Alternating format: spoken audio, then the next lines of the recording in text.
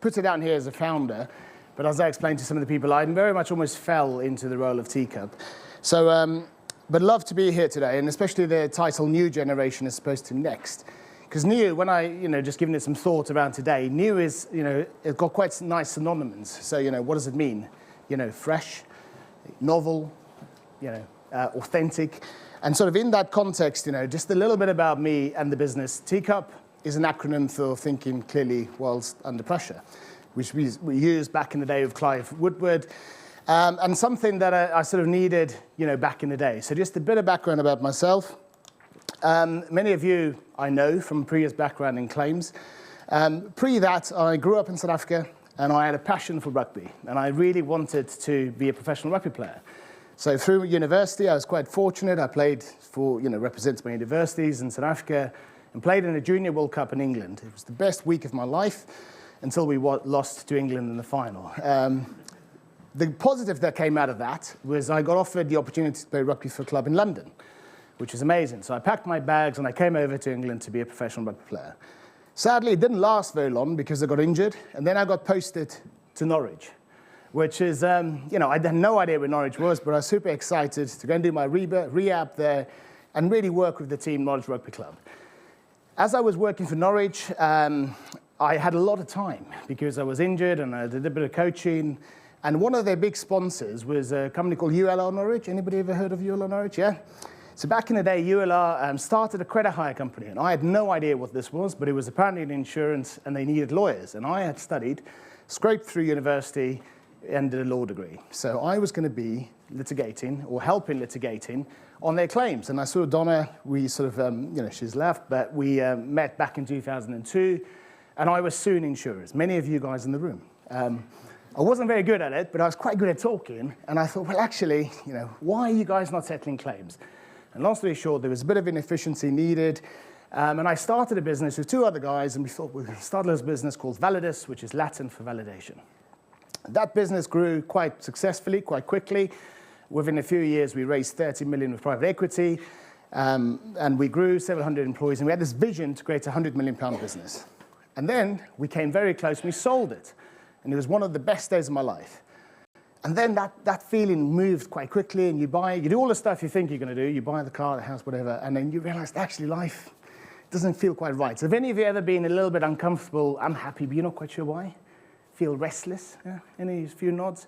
And that's how I felt. But that feeling didn't go away, and it got actually progressively worse, to a point where I was in a really dark place.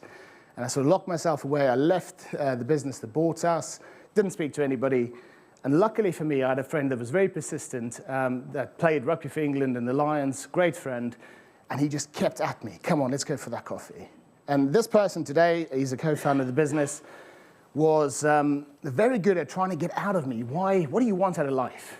He does leadership coaching. And I was like, and he was doing his wheel of, purpose and everything around that. And I said, look, all I want to be is healthy, happy, and successful. And he was like, well, what does that mean? What does that mean? Where are you? If you're not assessing, you're guessing, all the rugby lingo coming out. So, well, I don't know. But, it's the thoughts that remained. So the next day, I had a call from Bath University, followed by Loughborough University, saying, oh, we understand you want to build this wellbeing business and this wellbeing technology. So, oh, am I? Yeah. Because you want to buy something, you want to build something that tracks health, happiness, and success. And that's actually the definition of wellbeing.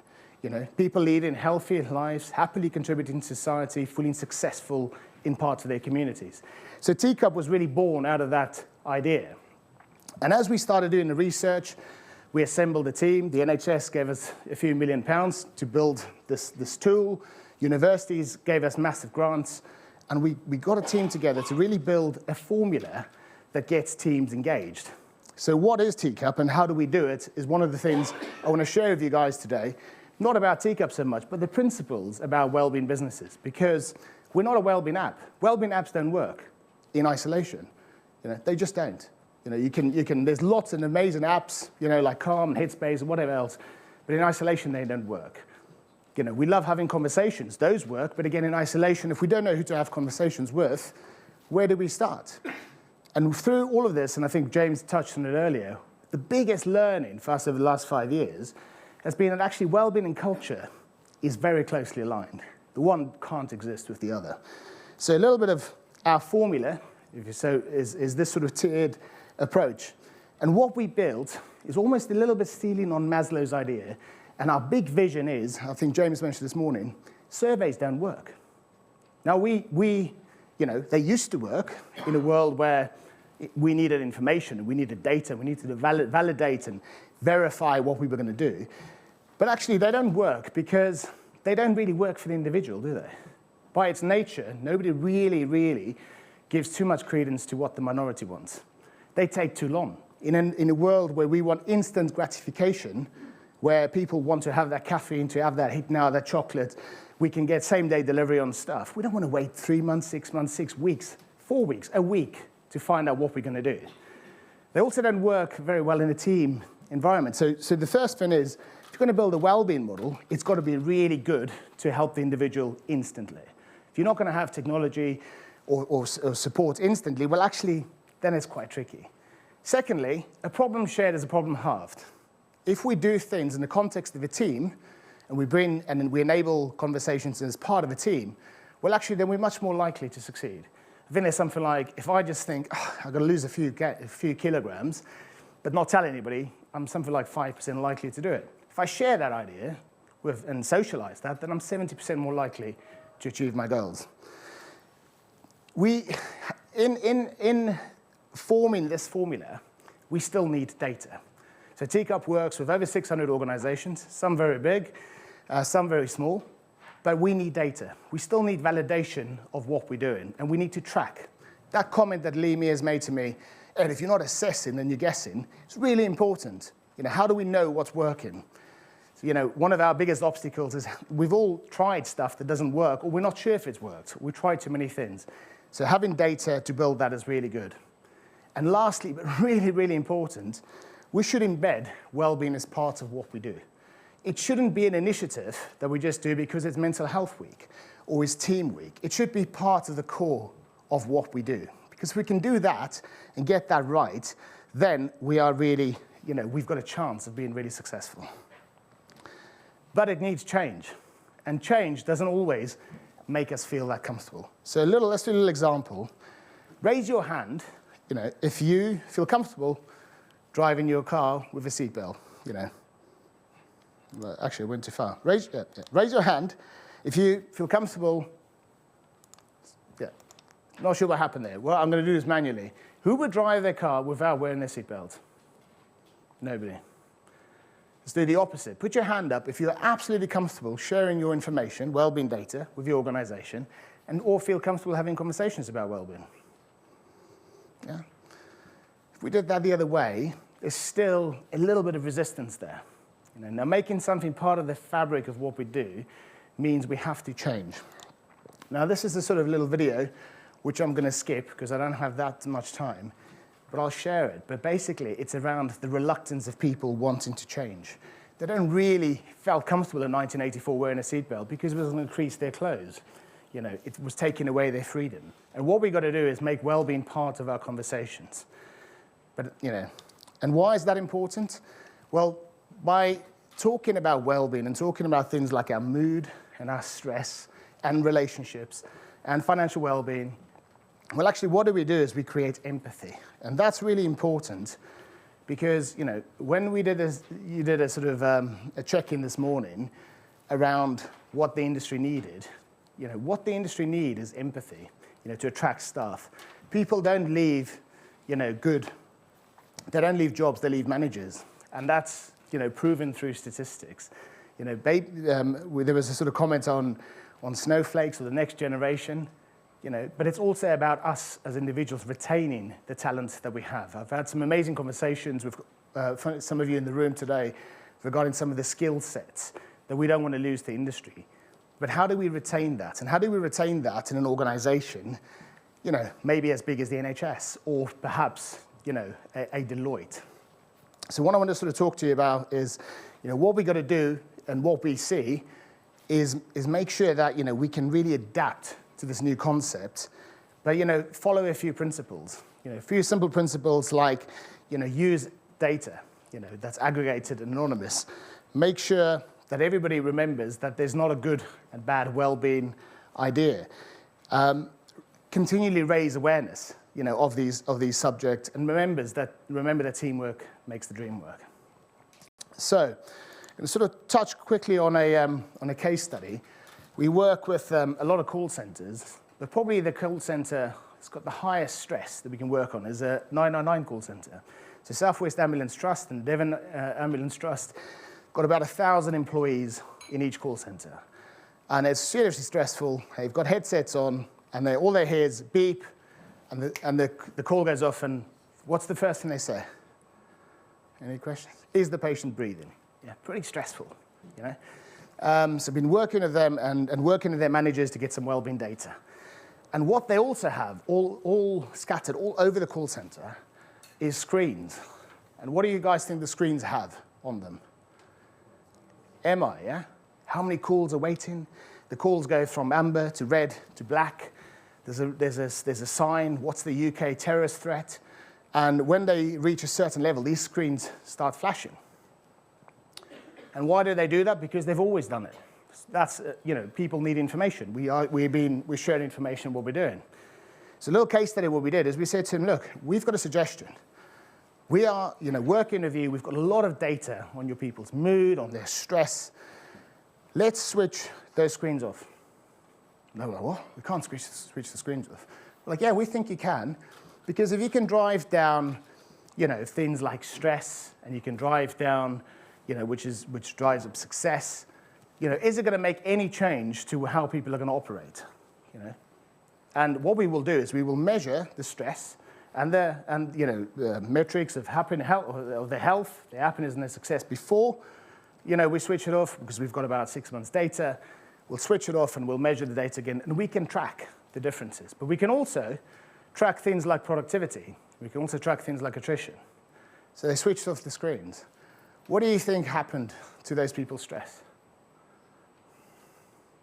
Yeah? Reduced, yeah. Because actually, operationally, they can't do anything different. They don't answer the call. If they're on their headsets, the call, the calls come through. They want to answer calls quicker. But what happened to the error rate? It dropped as well.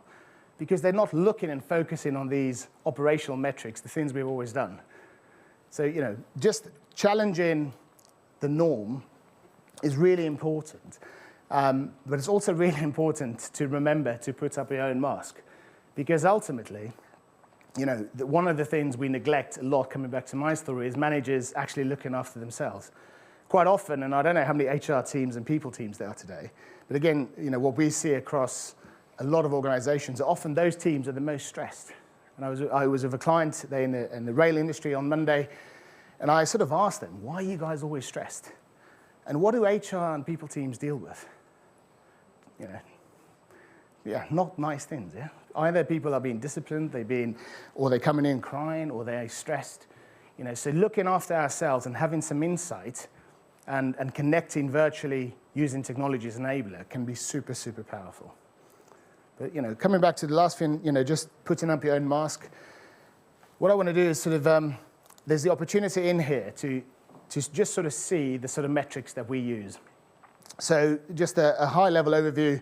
There's going to be a little QR code that I will share. And that QR code will ask you to just select, it's all anonymous. Just, there's some generic fields to complete. But what you will see when you go through that is just the sort of metrics we look at and what the researchers found. So we're not looking at things like, are you enjoying today? In the same way that when we work with organizations, we don't ask, do you feel psychologically safe?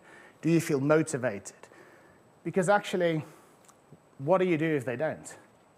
And equally, if we're looking at human metrics, we can profile what somebody that's super engaged and loving their job looks like to somebody that's moderately engaged to somebody that's less engaged. Data can show that.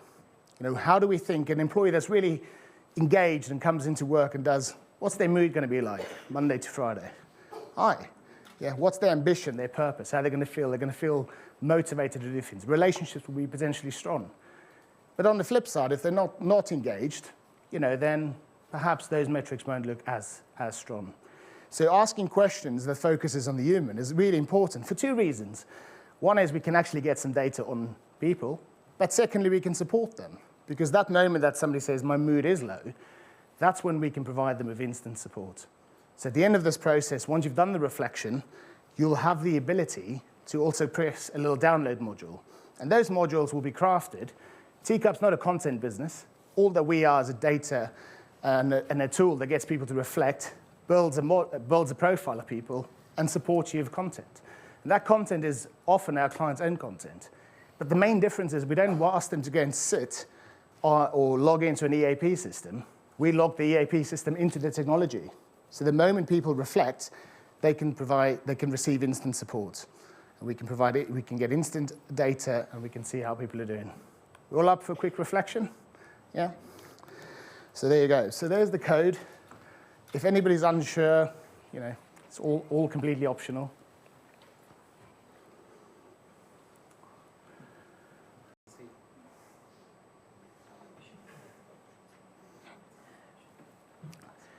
Do you know what I love the most when we do this? Is what happens. People start talking. Yeah. None of this stuff you're reflecting on is rocket science. We all know about it, but we often neglect it. So again, looking at research, these are the areas we often don't reflect on often. So just a bit of, I guess, the science behind this. What happens when you reflect and look at those images is it raises your conscious awareness by nearly 90%. Quite often when people do this, they grab their bottle of water, they start talking about things. But what it does is it just raises our awareness, and then outputs of this provide us with instant support. One of the things we will do is, like I said, it's all anonymous, but we will, at the back end of the system, there's a dashboard, which I can share with you guys a little bit later, to show you how the room's doing on our health and our happiness and success. And equally, we will do a report and just share that with the room, in addition to the resource that you can download instantly.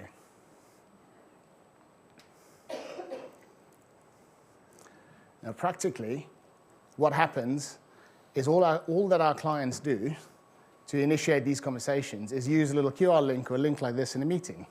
There's also an app that does a lot more things and gives you rewards and is much more engaging and has access to hundreds and hundreds of videos and breath work. But actually, we believe, coming back to that model, the individual is important, but creating a module or a process where we can support one another and have conversations is really important. Thank you. Any questions with anybody struggling with any of the process? No?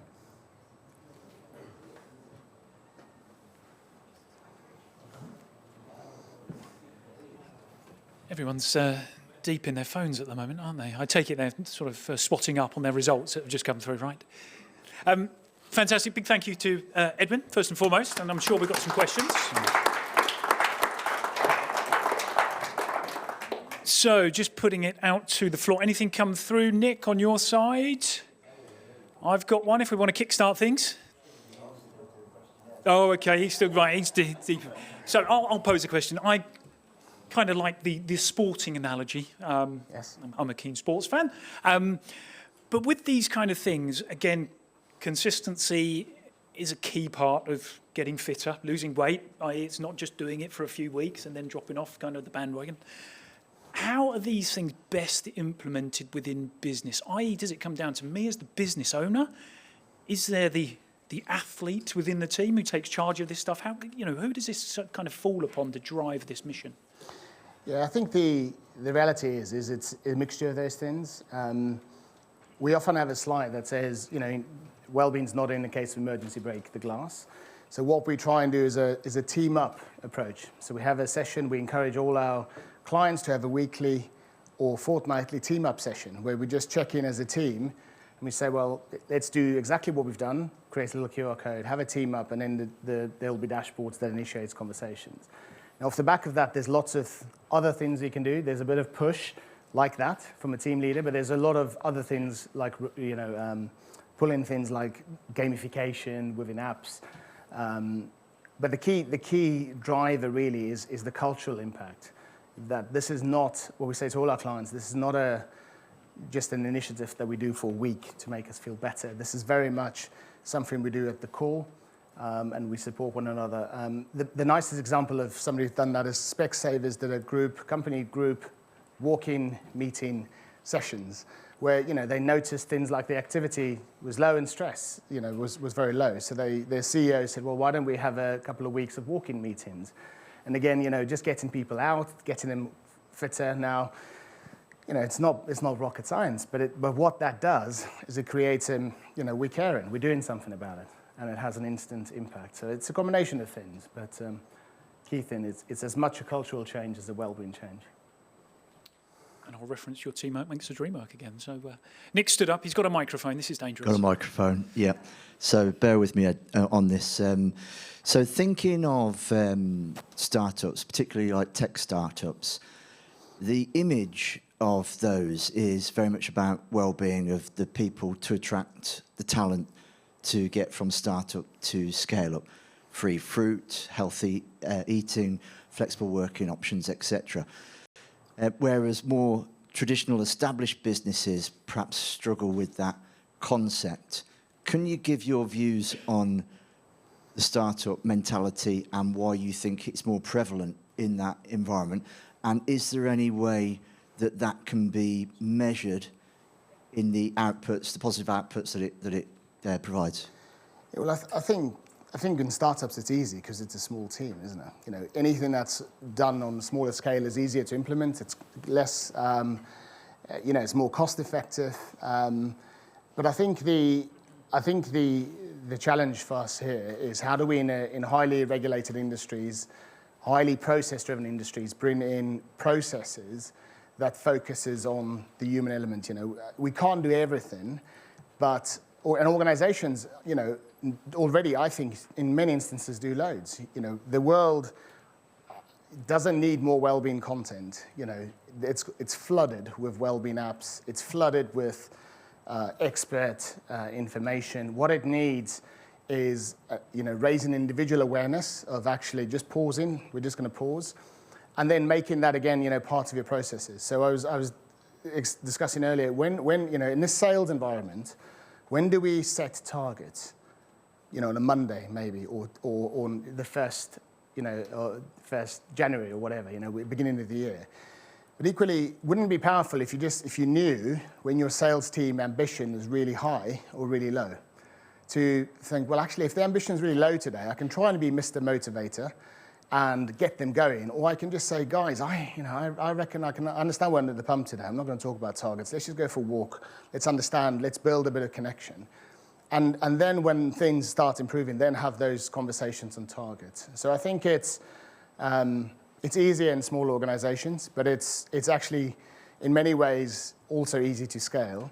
But organizations often get, I think, fixated on the next shiny app or the next shiny content or fads that are one-off initiatives. And I think even startups struggle with that. We work with a number of startups with how do you drive sustainable cultural change? How do you make this part of your organization? And often it's again, just lasting top-down approach. Founders and there's this, we glorify the Elon Musks who only lives on 4 hours sleep, and startup entrepreneurs think they need that. And a lot of leaders think they need it. Well, actually, you don't. And a lot of people, for every Elon Musk, there's millions of people who don't and suffer from burnout. So raising that self-awareness, putting your own mask on. And last thing, showing a bit of vulnerability. Because for every person that's buddied up in my app where I can see how they're doing today, they can see how I'm doing.